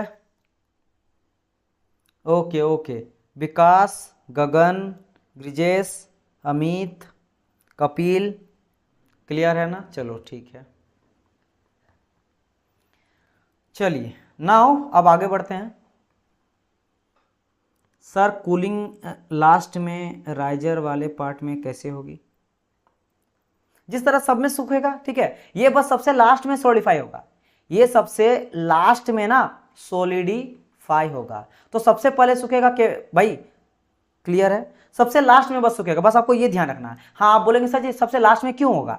क्योंकि स्प्रू में भी आपका मोल्टर मेटल रहेगा। चलो ये मैं बता देता हूँ, आगे चलकर बताऊंगा। स्प्रू में मोल्टर मेटल है, रनर में भी है, केविटी में है, तो सबसे लास्ट में क्यों होगा? एक बहुत बड़ा रीजन होता है। इसको सबसे लास्ट में सोलिडिफिकेशन के लिए एक हम लोग चीज करते हैं। वो चीज क्या होता है? वो होता है चारों तरफ हम लोग एडियाबेटिक वॉल लगा देते हैं। क्या लगा देते हैं? Adiabatic wall. अब बोलेंगे सर ये क्या होता है? दो तरह से वॉल होता है, दो तरह का दीवार होता है, ठीक है। एक दीवार होता है एडियाबेटिक और एक होता है डाइथर्मिक। क्या होता है? एक होता है डाइथर्मिक, डाइथर्मिक। मैं आपको इसको थर्मोडायनेमिक्स से बहुत अच्छी तरह से क्लियर करवाऊंगा। देखो अगर बात करें हम लोग एडियाबेटिक का, तो एडियाबेटिक का मतलब क्या होता है पता है? एडियाबेटिक का मतलब होता है कि हीट का ट्रांसफर नहीं होने देना, और डाइथर्मिक का मतलब होता है हीट का ट्रांसफर होने देना। तो हम लोग यहाँ पे बनाते हैं एडियाबेटिक वॉल बनाते हैं। एडियाबेटिक वॉल मतलब जैसे आप जैसे आप समझो, आप थर्मस का बोतल होता है ना, उसमें गर्म पानी रखते हो तो गर्म पानी ही रहता है, ठंडा पानी ही रहता है, क्योंकि उसके चारों ओर हम लोग ना एडियाबेटिक बॉल बना देते हैं, जिससे अंदर का जो एनर्जी है, कौन सा एनर्जी? हीट एनर्जी, वो बाहर नहीं जाता है। तो बाहर नहीं जाता तो गर्म ही रहता है। तो सेम यहाँ पे क्या करते हैं कि इसके चारों ओर ना एक समझ लो लेप जैसा लगा देते हैं, चारों तरफ क्या लगा देते हैं, एक लेप लगा देते हैं जो बेसिकली क्या करता है, हीट को बाहर होने नहीं देता। क्यों? इसी रीजन की वजह से, ताकि वो सबसे ज्यादा देर तक लिक्विड फेज में रहे। लेकिन in the time, end of the time भाई वो थोड़ा ज्यादा देर तक, लेकिन सोलिडिफाई तो होना ही होना है। समझ आया शुभम? तो होना ही होना, थोड़ा टाइम के बाद होता है। क्यों? क्योंकि आपको पता है कि राइजर, ताकि मेरा ये लिक्विड और सॉलिडिफिकेशन श्रिंकेज को वो कंपनसेट कर दे, उसका भरपाई कर दे। जब लिक्विड का कमी रहे तो लिक्विड प्रोवाइड कर दे केविटी की ओर, ऑटोमेटिक आ जाएगा नीचे, क्योंकि ऊपर में नीचे आ जाएगा। समझ आया मेरी बात की नहीं? चलिए, कैसे होगा उसका तो सिंपल आंसर है, जैसा सब होगा वैसे ही होगा। वो लास्ट में होगा, क्यों लास्ट में होगा वो मैं आपको बता दिया, ठीक है। चलिए, पंकज, राजकुमार, सॉरी रामकुमार, शुभम, पंकज, कपिल, विकास, गगन, ब्रिजेश, अमित, अंकिता, शुभम, ठीक है, ये सब आपका क्रूक ब्लॉगर। तो ये सब बच्चे जो हैं सबको क्लियर है, उम्मीद करता। अब थोड़ा सा काम करते हैं, अगर इसका आपको थोड़ा बहुत न्यूमेरिकल टाइप का दे क्वेश्चन, तो ऐसा क्वेश्चन देगा जो मैं आपको यहाँ पे स्क्रीन में आप लोग देख रहे होंगे। अब देखो क्वेश्चन को ध्यान समझना, इस क्वेश्चन में बोल क्या रहा है। Now clear? ओके डियर, देखो इस क्वेश्चन में बोल क्या रहा है। बोला गया क्यूब ऑफ 100 mm, ठीक है, एक क्यूब है, क्यूब है ऑब्वियसली बात, आप कास्ट कर रहे हो तो 2D में नहीं 3D में ही होगा। जिसका LBH तीनों होगा, लेंथ ब्रेथ हाइट तीनों होगा, ठीक है, लंबाई ऊंचाई चौड़ाई तीनों होगा। जिसका लंबाई देख सकते हो कितना दिया गया, 100 mm है ना, ऊंचाई देख सकते हो, चौड़ाई देख सकते हो आपका कितना दिया गया, ये भी 100, अच्छा सब आपका 100, क्योंकि क्यूब है ना, तो क्यूब का हर एक साइड आपका सेम रहता है, तो आपका 100 100 100 है, ठीक है, तो सब सेम हो जाता है, LBH सब सेम है, क्यूब है, ठीक है, क्यूब है। तो बोला गया कि इसमें सॉलिड श्रिंकेज जो है 2% का होता है in each dimension, her side में, इधर भी 2 का, इधर भी 2 का और इधर भी 2 का। देखो कभी कभी बोलेगा ना कि L में अलग, B में अलग, आपका H में अलग अलग होगा, लेकिन यहाँ पे क्यूब है तो अगर बोला 2 mm ईच डायमेंशन, हर साइड में 2 mm का अच्छा श्रिंकेज मतलब सॉलिड श्रिंकेज मतलब सॉलिड ध्यान दो, ये ना तो बोला गया लिक्विड श्रिंकेज, ना बोला सॉलिडिफिकेशन श्रिंकेज, ये बोल रहा सॉलिड श्रिंकेज। और यू नो दैट, देखो ना तो सॉलिड लिक्विड श्रिंकेज ना सॉलिडिफिकेशन श्रिंकेज, ये बात कर रहा है सॉलिड श्रिंकेज का। और सॉलिड श्रिंकेज का भरपाई कौन करता है? भरपाई करता है मेरा shrinkage allowances with the help of pattern को बड़ा बना के। यानी यहाँ पे जो यहाँ पे हो रहा है इसका मुझे क्या करना पड़ेगा, कैसे ये ठीक होगा, पैटर्न को बड़ा बना के, पैटर्न को बड़ा बना के, क्योंकि यू नो दैट कि सॉलिड श्रिंकेज है, सॉलिड तो वो सूख के छोटा होगा, तो मुझे बड़ा, कितना बड़ा, 2% का, तो 2% यानी सब में बड़ा मुझे देना पड़ेगा, सिंपल सा लॉजिक है। तो यानी कि अगर आप निकालते हो कि 100 का 2% कितना होता है, तो 100 का 2 और पर माने डिवाइड बाय सेंट माने 100, ये पता है ना परसेंट कैसे लिखा जाता है, परसेंट जो लिखा जाता है ना इसको कहा जाता है पर माने डिवाइड और सेंट माने 100, तो ये दोनों कटा यानी 2 निकल गया। मतलब कि ये 100 mm का है ना, तो पैटर्न हम लोग लेके चलेंगे 102 का। सिमिलरली ये भी आपका 102 हो जाएगा और ये भी आपका 102 हो जाएगा, 102 102 102 हो जाएगा। क्लियर? तो यहाँ पे देख सकते हो इसी चीज को मेंशन यहाँ पे करा गया है कि देखो यहाँ पे अगर कास्टिंग ये मेरा कास्ट है प्रोडक्ट, मतलब इतना मुझे चाहिए, आपको बोलेगा कि फाइनल प्रोडक्ट कितना बनाना, फाइनल, तो फाइनल आपको 100 mm ही चाहिए, लेकिन आपको पता है कि अगर 100 लेके चलेंगे ना पैटर्न को, क्योंकि आपको कास्ट चाहिए, तो इसी तरह का आपको पहले पैटर्न बनाना पड़ेगा लकड़ी का। तो समझ लो कि ये मेरा पैटर्न है, ये क्या मेरा पैटर्न है, क्योंकि वही पूछा गया पैटर्न बताइए कितना होगा। पैटर्न सेम बनाएंगे उसी शेप का, लेकिन खाली लेंथ वगैरह ज्यादा बना देंगे। क्यों? क्योंकि इसको जब मैं केविटी अंदर बनाऊंगा खाली जगह, तो लिक्विड मेटल को डालेंगे तो ऑटोमेटिक श्रिंक करके ये 102 से 100 बन जाएगा बस। लेकिन मैंने एक बताया था कि इसको हम लोग परसेंटेज ऑफ वॉल्यूम पे दिखाते हैं, तो इसको परसेंट ऑफ वॉल्यूम निकाल लो। अब क्यूब का वॉल्यूम क्या हो जाता है, तो क्यूब का वॉल्यूम आपको पता है ए क्यूब हो जाता है, इधर साइड ए, तो वॉल्यूम हो जाता है मेरा क्या, वॉल्यूम हो जाता है ए क्यूब वॉल्यूम हो जाता है, ठीक है। और साइड आपका दिया गया 100, तो ये गया कास्टिंग साइड दिया गया 100, तो पैटर्न साइड कितना हो जाएगा, पैटर्न साइड जो भी साइड है उसका 2% और ऐड कर देंगे, तो 100 प्लस 2% ऑफ 100, तो 2%, 100 का 2% 2 होता है, यानी 102, तो 102, तो एक साइड 102, दूसरा साइड 102 और तीसरा साइड भी 102, तो क्यूब करेंगे तो 102 102 102 का क्यूब हो जाएगा वॉल्यूम। ये वॉल्यूम किसका हो गया, this is the volume of pattern. तो वॉल्यूम ऑफ पैटर्न लेके चलेंगे 102 का क्यूब, और अगर बोलेगा कास्टिंग का कितना होना चाहिए, इतना, तो यही आपको रिजल्ट फाइनल यही मिलेगा। लेकिन इतना बड़ा लेंगे तो श्रिंकेज के बाद इतना मिल जाएगा, तो आप पहले बड़ा लेके चल रहे हो क्योंकि आपको पता है कि श्रिंकेज हो जाने वाला है। क्लियर। तो यहां से आप निकल सकते हो इस तरह से। और एक क्वेश्चन यहां पे देख लो, और एक यहां पे हम लोग क्वेश्चन देख लेते हैं, ठीक है। चलिए इस क्वेश्चन को देख लेते हैं। यहां पे इस बार रेक्टेंगल लिया गया, कैसा लिया, रेक्टेंगल लिया गया। रेक्टेंगल एक ऑब्जेक्ट है जो लिया गया 10 mm, 100 mm और 200 mm का डायमेंशन, मतलब एलबीएच दिया गया है। ये देख सकते हो लंबाई कितना है, 200 mm का है, ठीक है। इसका ऊंचाई जो दिया गया वो 10 mm का है, और जो इसका विड्थ दिया गया वो कितना दिया गया, 100 का। तो 200, 100 और 10 का दिया गया, ठीक है। इससे कोई मतलब नहीं एलबीएच क्या दिया, कुछ भी दिया। आपको ध्यान क्या देना है कि क्या है, सॉलिड श्रिंकेज, मतलब फिर से वही है, लिक्विड में जो श्रिंकेज हो रहा है वो तो राइजर कर देगा, क्योंकि वो देता भी ना तो आप दिमाग नहीं लगाना है, ठीक है। क्योंकि अगर आपको बोलता है यहाँ पे लिक्विड श्रिंकेज तो राइजर आपका कंप्लीट कर देगा, सॉलिडिफिकेशन श्रिंकेज तो राइजर कंपनसेट कर देगा। सिर्फ और सिर्फ सॉलिड श्रिंकेज ही पैटर्न के द्वारा किया जाता है। तो बोला कि सॉलिड श्रिंकेज यहाँ पे 1% हो रहा है। सॉलिड श्रिंकेज मतलब कि जब इस सॉलिड में रहेगा ना तो 1% हर साइड से श्रिंक कर जाएगा। तो 200 का पहले निकालेंगे, 200 का 1% निकालेंगे, है ना। इधर 100 का 1% निकालेंगे और 10 का 1% निकालेंगे, इतना श्रिंक हो जाएगा। पहले देखते श्रिंक कितना होगा। तो अगर बात करेंगे 200 का 1% तो कितना होता है बताइए, 200 का 1% एक आपका 2 हो जाता है, तो 2 यहाँ पे श्रिंक कर जाएगा, मतलब कि श्रिंक हो गया। अगर 200 बनाना है तो हम लोग क्या लेंगे भाई, पैटर्न को बड़ा लेना पड़ेगा, तो 202 लेना पड़ेगा, क्योंकि मुझे पता है कि 2% का श्रिंक मतलब 1% का श्रिंक, तो 200 का 1% होता 2, तो 202 हम लोग लेके चलेंगे। एक्चुअल इसको कितना लेके चलेंगे, लेंथ हम लोग लेके चलेंगे 202, तो थोड़ा बड़ा कर देंगे 202। 100 का 1% 1 होता है, यानी इस बार हम लोग 101 लेके चलेंगे, इसको हम लोग क्या लेके चलेंगे, 101 लेके चलेंगे। और 10 का 1% 0.1 होता है, तो इसको हम लोग 10.01 लेके चलेंगे। तो आपने हर जगह बढ़ा दिया, पॉजिटिव कर दिया, इसलिए इसको कहा जाता भी है पॉजिटिव एलाउंसेस। इसको क्या कहा जाता है, इसको कहा जाता है पॉजिटिव एलाउंसेस, क्योंकि हम लोग पॉजिटिव मतलब एलाउंसेस बड़ा लेके चलते हैं, पैटर्न को बड़ा लेके चलते हैं, ठीक है। चलिए अच्छा, यहां पे बोला क्या गया है कि पैटर्न साइज क्या होगा, तो पैटर्न साइज तो हम लोग निकाल लिए 202 इंटू 101 इंटू 10.1। फिर कहा गया कि volume of pattern divided volume of casting क्या होगा, तो ये भी कोई बड़ी बात नहीं है, सेम चीज जो मैंने वहां करा है वही चीज को यहां भी कर दिया गया है। देखो यहाँ पे कास्ट है और यहाँ पे पैटर्न है। कास्ट मतलब जितना मुझे चाहिए जो मेरा दिया गया है, तो दिया गया आपका वही 100, 200 और 10, तो यहां देख सकते हो 100, 200 और 10 है, सिंपल। तो हम लोग क्या करेंगे, सब में 1% जोड़ दिए, तो 200 में 1% जोड़े तो 202 मिला। यही पैटर्न का साइज, यानी पैटर्न का साइज को बड़ा कर दिया हम लोग, हर तरफ से बड़ा। देखो इधर से 202 कर दिए, इधर 101 कर दिए, इधर 10.1 कर दिए, ठीक है। तो ये तीनों में बड़ा वाला, क्योंकि पैटर्न वाला साइज है, ठीक है। अब बोला गया क्या कि दोनों का वॉल्यूम निकालो।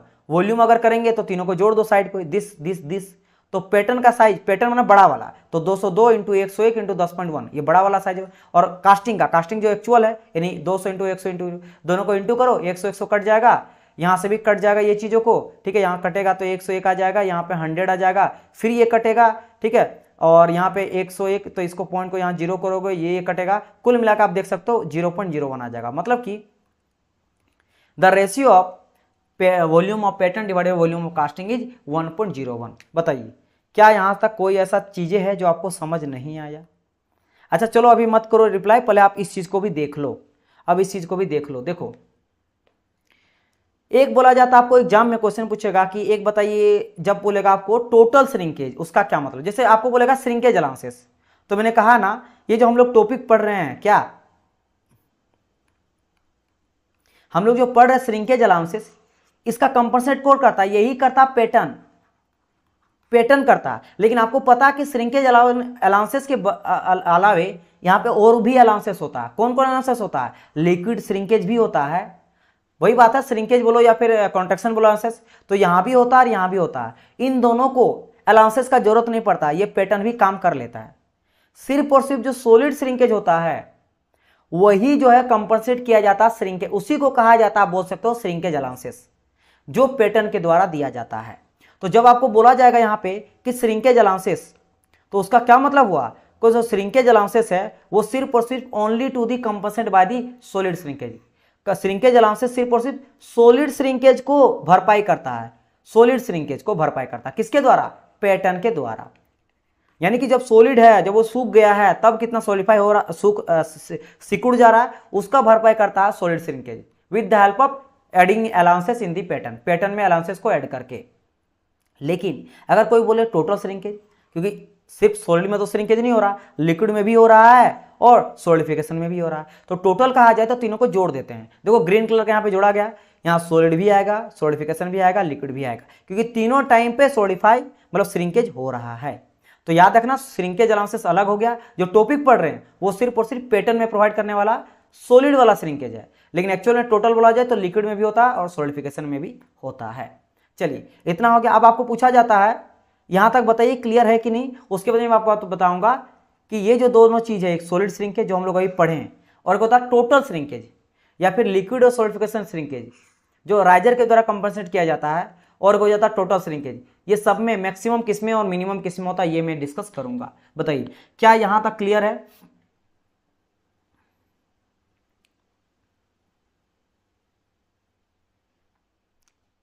यहां तक चीजें समझ आ रहा है कि नहीं बताइए मुझे।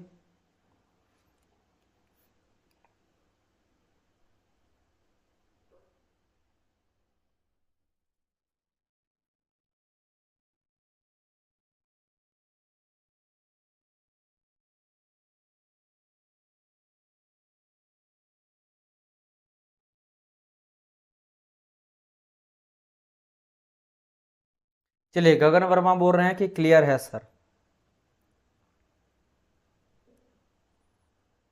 राम कुमार भी बोल रहे हैं ठीक है क्लियर है, ठीक है। देखो अब यहाँ से डिस्कस आगे हम लोग करते हैं, मैं इसके बाद जो है वो डिस्कस करता हूँ।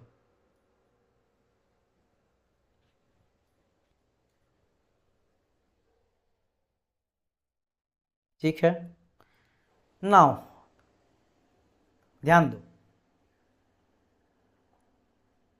देखो तीन तरह का हम लोग देखे श्रिंकेज, एक मेरा लिक्विड में श्रिंकेज हो रहा है और सॉलिडिफिकेशन श्रिंकेज भी हो रहा है, और इन दोनों का भरपाई कौन कर रहा है? इन दोनों का भरपाई कर रहा है राइजर। एक मेरा देखें सॉलिड होगा, सॉलिडिफिकेशन हो गया, लास्ट में सॉलिड होने के बाद तो सॉलिड में भी श्रिंकेज हो रहा है, और इसका भरपाई कौन करता है? इसका भरपाई करता है मेरा पैटर्न, और जो कि श्रिंकेज अलाउंसेस इसको कहा जाता है। इसको क्या कहा जाता है? श्रिंकेज। जो भरपाई कर रहा है पैटर्न उसको श्रिंकेज अलाउंसेस कहते हैं। तो तीन हो गया। इसके अलावा इन तीनों को दोनों को मिला देते हैं, मतलब लिक्विड सॉलिड इन दोनों को मिलाते क्यों? एक क्यों बोलते हैं? क्योंकि दोनों मेरा राइजर ही करता है, इसलिए दोनों को साथ में लेके चलते हैं, लिक्विड को और सॉलिडिफिकेशन को। तो liquid plus solidification plus solid in तीनों को मिला के क्या बोला जाता है? Total shrinkage. Total shrinkage. तो ये तीनों चीज देखें। अब बारी यहां पे ये आता है कि बताओ इन सब में मैक्सिमम किस मेटल में देखा जाता है? तो याद रखना सबसे ज्यादा अगर कहा जाए सॉलिड श्रिंकेज, मतलब सूखने के बाद जब वो सॉलिड हो जाता है उसके बाद जो सबसे ज्यादा श्रिंकेज देखने को मिलता है वो ब्रास में देखने को मिलता है। किसमें? ब्रास में। ब्रास में। ब्रास को शायद तांबा कहा जाता है अगर मैं गलत ना हूं तो, हिंदी में। हिंदी मुझे बता दीजिएगा, थोड़ा बहुत गलत मतलब हो जाता है। तो क्या ब्रास को तांबा कहा जाता है ना? तांबा, ठीक है, बताइएगा मुझे यस और नो। तो ब्रास में सबसे ज्यादा जो है ना श्रिंकेज देखने को मिलता है, सबसे ज्यादा श्रिंक जो करता है। यानी अगर आप ब्रास को कास्टिंग कर रहे हो, ब्रास का कास्टिंग कर रहे हो, ब्रास का अगर कास्टिंग कर रहे हो सर, टोटल श्रिंकेज के लिए लिक्विड श्रिंकेज और सॉलिडिफिकेशन श्रिंकेज के वैल्यू क्वेश्चन में दे दीजिए। अच्छा देखो समझना मेरी बात, एक बच्चा बहुत अच्छा गगन बोल रहे हैं कि सर जी इस तरह का क्वेश्चन दे दीजिए। डियर स्टूडेंट वो राइजर मेरा कर देगा, वो राइजर कर देगा। राइजर को उस समय बड़ा लेना पड़ता, वो मैं आपको बताऊंगा, डोंट वरी। राइजर को उस समय बड़ा, उस तरह का अगर कोई क्वेश्चन रहे तो आपको सिंपल बोलना कि राइजर वहां पे होना चाहिए, बड़ा होना चाहिए, जिसमें ज्यादा श्रिंकेज होगा उसके लिए ज्यादा। जैसे कि अगर मैं बात करूं ब्रास का, जैसे मैं समझो पहले क्वेश्चन को कि मैं यहाँ क्या बोल रहा हूं कि ब्रास जो है उसमें सबसे ज्यादा श्रिंकेज देखने को मिलता है। यानी कि अगर आप ब्रास को कर रहे हो ना तो ब्रास के लिए वो जल्दी ज्यादा श्रिंकेज कर जाएगा। मतलब हो सकता है कि इतना में आप चाह रहे हो मोल्टेन मेटल को डालना, ठीक है, लेकिन जब आप मोल्टेन मेटल डालोगे तो इतना ही रह जाएगा, इतना ज्यादा चारों तरफ आपका खाली रह जाएगा, सिर्फ आपका रेड कलर से इतना ही मोल्टेन मेटल बचेगा। आपको इतना, आपका समझ लो इतना बड़ा करना चाह रहे हो, आपका चाहत था इतना बड़ा करना, ब्लैक कलर से जो मैं घेरा हूं इतना बड़ा आपको रेक्टेंगल टाइप का कोई पीस बनाना था, लेकिन बच के गया मात्र इतना, इतना श्रिंकेज हो जाता है। आप बोलेंगे सर जी एक चीज मुझे बताइए, जो आपका क्वेश्चन था ना गगन, आप सुनो, ठीक है सर, तो सर जी इसका भरपाई कैसे करेंगे? सर ब्रास पीतल होता, अच्छा ठीक है ठीक है, कोई दिक्कत नहीं। ब्रास को पीतल, देखो यहाँ पे कांसा बोल रहा कपिल, और गिरजेश बोल रहे हैं कि पीतल होता है। ब्रास पीतल होता है या कांसा होता है? आप दोनों स्टूडेंट दो बोले, चलो मैं एक बार ही ना देख ही लेता हूँ, ठीक है, मैं आप लोग का क्लियर ही कर देता हूँ।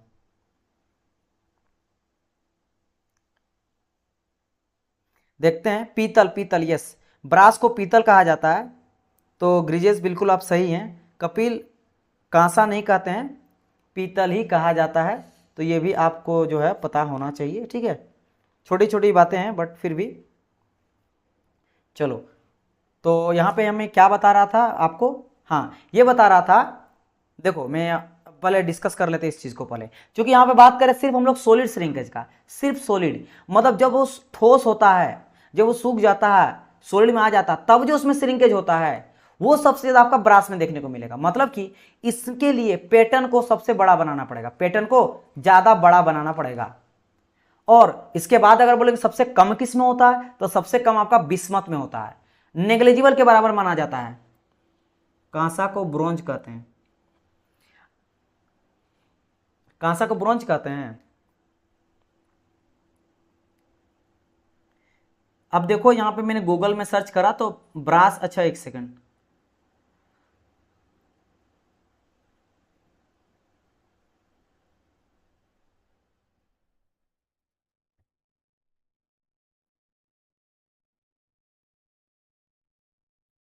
अच्छा ठीक है, आप लोग इसको देख लेना, ये तो आपको कहीं तो हिंदी क्वेश्चन आने वाला है नहीं, ठीक है। अब यहाँ पे पीतल और ब्रास में फाइट चल रहा है, पीतल ही बोला जाता है ना, चलो ठीक है, जो सही है वही सही है, ठीक है। आप लोग जैसा, आप लोग उसको देख लेना। चलिए, मेरा क्वेश्चन क्या है, माय पॉइंट इज कि अगर आप ब्रास के में कर रहे हो कास्टिंग, क्योंकि इसमें सॉलिड श्रिंकेज सबसे ज़्यादा होता है, तो इसके लिए पैटर्न को आपको बहुत बड़ा लेना पड़ेगा, और सबसे कम होता है नेग्लिजिबल। मतलब इसमें जितना बड़ा पैटर्न है, इसका मतलब समझे हो ना, अगर इसमें तो मैं बोल रहा हूँ कि नेग्लिजिबल होता है मेरा सॉलिड श्रिंकेज, मतलब जितना बड़ा पैटर्न है ना उतना बड़ा ही लेके चलोगे तो आपका कास्टिंग मिल जाएगा, कोई जरूरत नहीं, क्योंकि इसमें होता ही नहीं है श्रिंकेज, बिल्कुल श्रिंकेज नहीं होगा। किसमें? सॉलिड में। अभी सॉलिडिफिकेशन में हो रहा है कि नहीं, लिक्विड में हो रहा है, कोई बात की बात है, सिर्फ बात कर रहे हैं सॉलिड श्रिंकेज का, आफ्टर सॉलिड होने के बाद, ठीक है। उसके बाद ये पूरा का पूरा आपका एक ग्रुप दे दिया गया है इंक्रीजिंग ऑर्डर में, मतलब सबसे कम होता है बिस्मत में, उससे ज़्यादा व्हाइट मेटल में, उससे ज़्यादा कास्ट आयरन में, उससे ज़्यादा एल्यूमिनियम में, उससे ज़्यादा कॉपर में, उससे ज़्यादा स्टील में, और सबसे ज़्यादा ब्रास में। तो ये कहानी हो गया सॉलिड श्रिंकेज का। नाउ अगर मैं यहाँ पे बात करता हूँ किसके बारे में, लिक्विड और सॉलिडिफिकेशन श्रिंकेज, यानी कि जब मेरा लिक्विड रहता, मतलब मोल्टेन मेटल जब गर्मा गर्म रहता पानी की तरह, तब भी तो वो धीरे धीरे सूखता है, तब भी वो श्रिंकेज करेगा, और जब लिक्विड सॉलिड की ओर बनेगा तब भी श्रिंक करेगा। उस टाइम पे चूंकि राइजर करता है, अब आप यहाँ पे पैटर्न को तो बढ़ा लोगे नहीं, यहाँ पे पैटर्न का जरूरत ही नहीं है, यहाँ पे पैटर्न का जरूरत ही नहीं है। तो बोल रहे थे ना सर जी उससे रिलेटेड क्वेश्चन, तो यहाँ पे पैटर्न लगेगा ही नहीं, क्योंकि ये तो राइजर काम कर देगा। राइजर तो भाई मेटल का है ना, तो आप ये चीज कर सकते हो कि हाँ राइजर को बड़ा ले लो, क्योंकि मान लो आपने कास्ट प्रोडक्ट है और ये ज्यादा श्रिंकेज हो रहा है, और आपने राइजर एकदम छोटा सा लिया है, इसके मोल्टर मतलब पूरा खींच लिया तो कमी पड़ गया, तो आपको राइजर को बड़ा लेना पड़ेगा। तो भाई किसमें ज्यादा होता है, लिक्विड और सॉलिडिफिकेशन श्रिंकेज। तो यहां देखो लिखा गया इज मैक्सिमम फॉर एल्यूमिनियम। क्या होता है, एल्यूमिनियम पे मैक्सिमम आपका सॉलिडिफिकेशन और लिक्विड श्रिंकेज होता है। सॉलिडिफिकेशन यानी कि ये सबसे ज्यादा श्रिंक करता है कब, जब ये मेरा पानी यानी कि लिक्विड फेज में रहेगा, आपका कौन, कोई भी एल्यूमिनियम, एल्यूमिनियम ले रहे हैं, जब एल्यूमिनियम को गर्म करके पानी की अवस्था में रहेगा तो ज्यादा श्रिंक करता है, सबसे ज्यादा। और साथ ही साथ सॉलिडिफिकेशन के टाइम पे भी, यानी कि जब मेरा लिक्विड से सॉलिड की ओर जाता तब भी ये बहुत श्रिंक करता है। तब आपको क्या करना पड़ेगा, पैटर्न का जरूरत नहीं है, राइजर को आप बड़ा ले लो। इसीलिए देखो लिया aluminium required large size riser, इस टाइम पे आपको राइजर को बड़ा लेना पड़ेगा, क्योंकि राइजर अगर आप कम लिए छोटा तो लिक्विड मेटल पूरा सोख लेगा, फिर खत्म हो जाएगा, फिर वो श्रिंक कर जाएगा तो कमी पड़ जाएगा। ये चीज ध्यान रखना। तो ये हो गया किसके लिए, लिक्विड और सॉलिड श्रिंकेज के लिए। अब तीनों मिल के किस में ज्यादा होता है, तीनों को समेशन करके, यानी कि टोटल श्रिंकेज अगर मैक्सिमम कहा जाए तो वो देखने को मिलता है मेरा स्टील में। किसमें, स्टील में, ठीक है। स्टील में क्या होता है मेरा, सॉलिड श्रिंकेज, सॉलिडिफिकेशन श्रिंकेज और लिक्विड श्रिंकेज, तीनों को मिला के सबसे ज्यादा स्टील में देखा जाता है। अब यहां पे क्या बारी आ जाता है, यानी इसमें क्या करेंगे स्टील में, समझो कि राइजर भी आपको बड़ा लेना पड़ेगा, राइजर भी बड़ा लेना पड़ेगा, और पैटर्न भी आपको बड़ा लेना पड़ेगा। पैटर्न किसका काम करेगा, पैटर्न काम करेगा मेरा सॉलिड श्रिंकेज के टाइम पे कंपनसेट, और राइजर क्या करेगा मेरा लिक्विड और सॉलिडिफिकेशन के टाइम पे श्रिंकेज करेगा।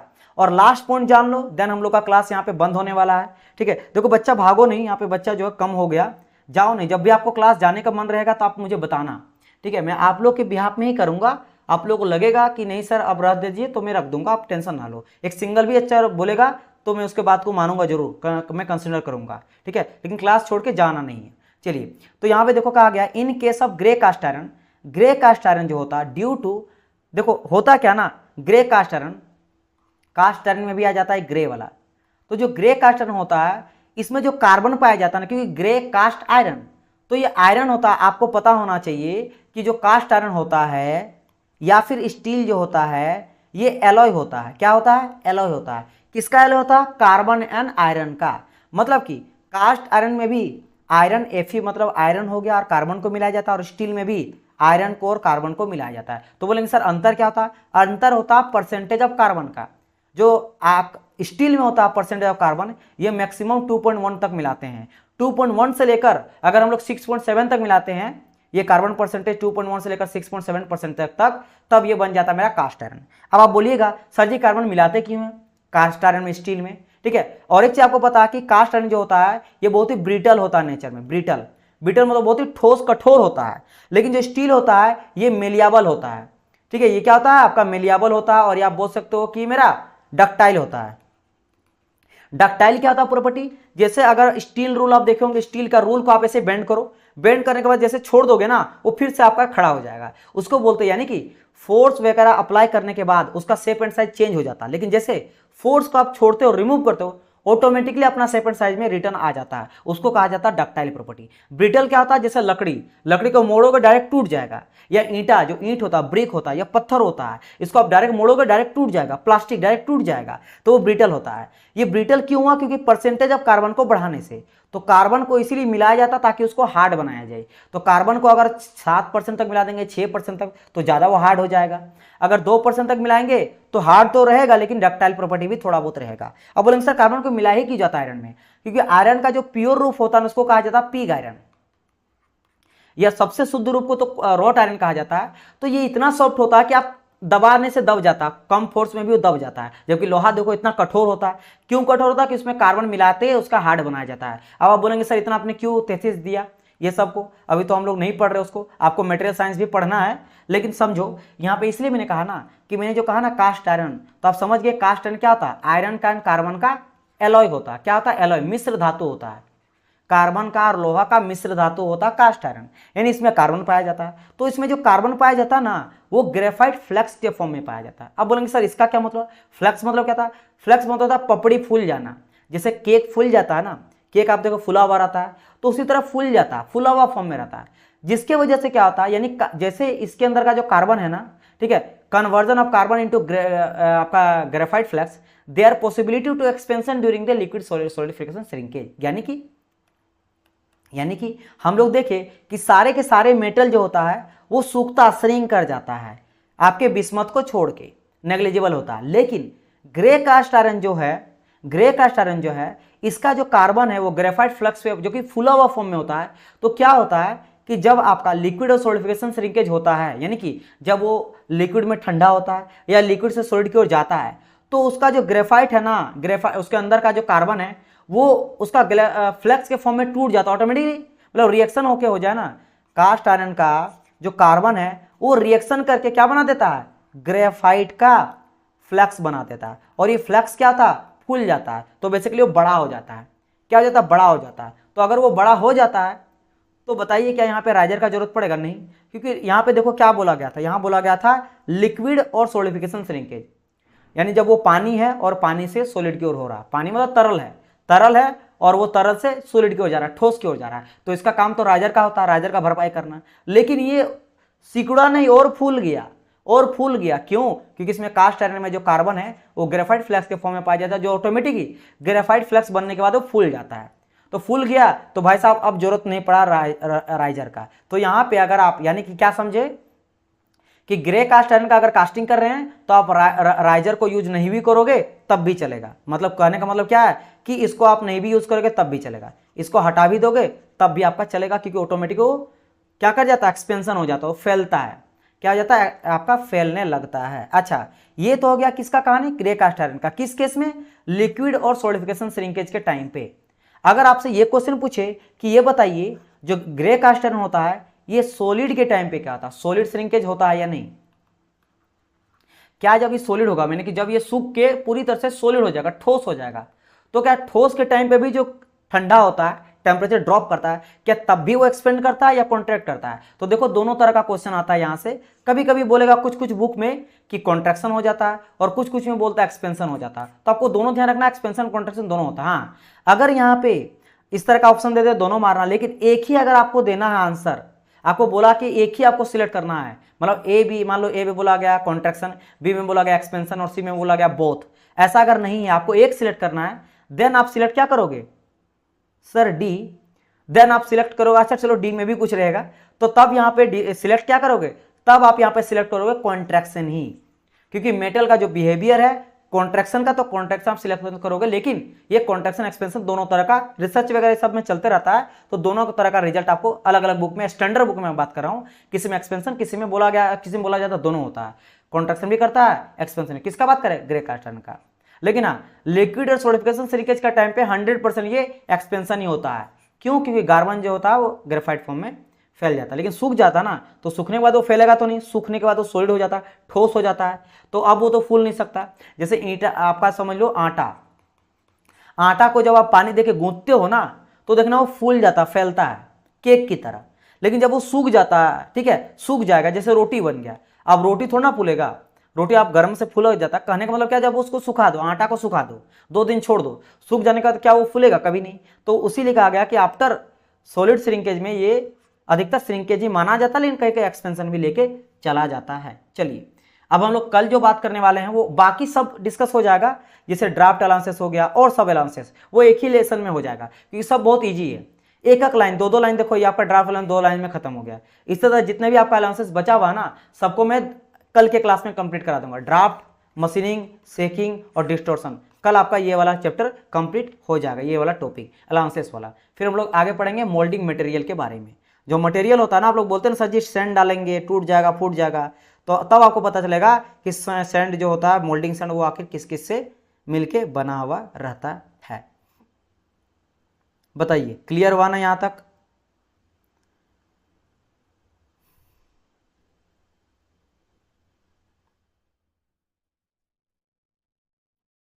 आपने यहाँ पे कपिल डी आपने कहा, वो क्या कहा मुझे क्लियर नहीं हुआ, क्या अगर आप एक बार मुझे कंफर्म कर दीजिएगा, सो दैट आपने क्या कहा वो मुझे समझ आए।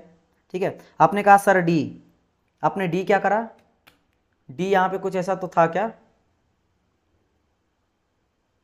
वो समझ नहीं आया। तो आज का क्लास हम लोग का यहाँ पे जो खत्म हो चुका है। अगर कोई डाउट है तो यू कैन आस्क मी, और नहीं तो आज के क्लास को मैं समाप्त करता हूँ। मिलते हैं हम लोग कल के लेक्चर में। चलिए बताइए फटाफट।